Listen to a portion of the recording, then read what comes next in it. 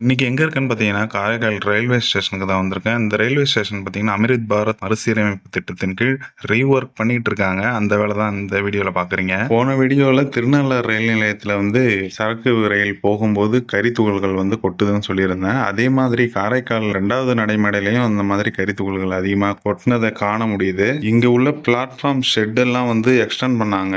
அதுக்கான எலக்ட்ரிக்கல் வேலைலாம் நடந்துகிட்டு இருக்கு. அத நம்மளால பார்க்க முடியுது. காரைக்கால் ஸ்டேஷன்ல பார்த்தீங்கன்னா 3 பிளாட்ஃபார்ம் மட்டும் தான் இருக்கு. அதுல 2 லூப் லைன், ஒரு மெயின் லைன் மட்டும் தான் இருந்துச்சு. இப்போ ஒரு மெயின்டனன்ஸ் லைனும் வந்து பஃபர் 2 போட்டு வச்சிருக்காங்க. ஆனா ஒழுங்கா வேலை முடியல. இத கொண்டு போய் அந்த லாஸ்ட்ல ஜாயின் பண்ணாங்கன்னா, இது ஒரு 4வது ட்ராக்கா இருக்கும். கூட்ஸ் வந்து லோட் பண்றதுக்கான ரோடு வசதியும் இதோட ஏற்படுத்தி குடுத்துருக்காங்க. அத வந்து நம்மளால பார்க்க முடியுது. திருநள்ளாறு சைடுல இருந்து ஒரு லோகோ மட்டும் தனியா வந்திருக்கு. அது எதுக்குள்ள லோகோன்னு பார்த்தீங்கன்னா, கம்பன் எக்ஸ்பிரஸ் உள்ள ஒரு லோகோ தான். அத வந்து திருவாரூர் சைடுல வந்து கப்ளிங் பண்றதுக்காக இப்ப சிக்னலுக்காக வெயிட் பண்ணிட்டு இருக்கு.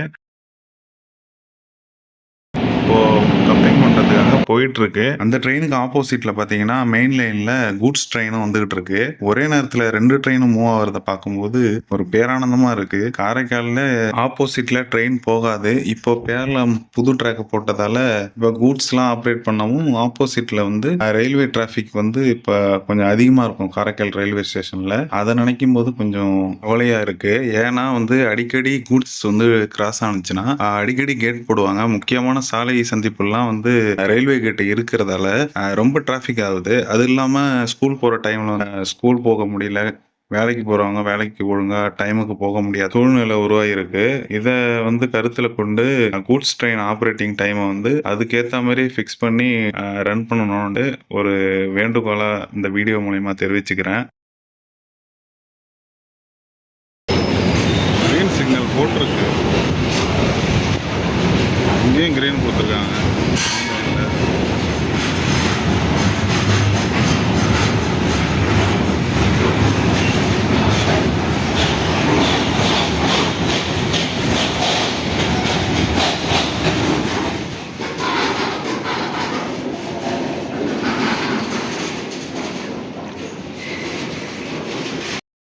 ஏன்னு தெரியல. கிரீன் சிக்னல் போட்டும் கூட்ஸ் ட்ரெயின் வந்து நிக்குது. எதுக்காகன்னு தெரியல. சிக்னல் குடுத்துருக்காங்க. ஆனா ஏன் மூவ் ஆகலன்னு தெரியல. நிக்குது.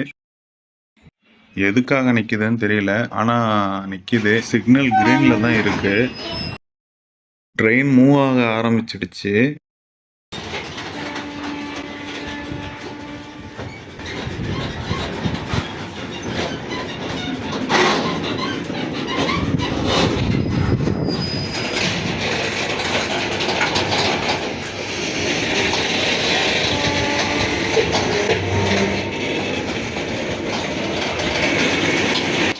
எதுக்கு கூட்ஸ் ஓடுனா ட்ராக் செட் ஆகிடும்னு சொன்னாங்கன்ட்டு இப்போதான் தெரியுது.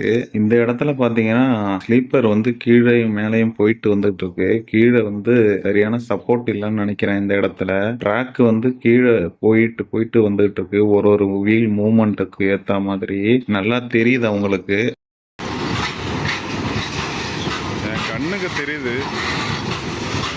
ஆனால் கேமராவில் எப்படி தெரியுதுன்னு தெரியல.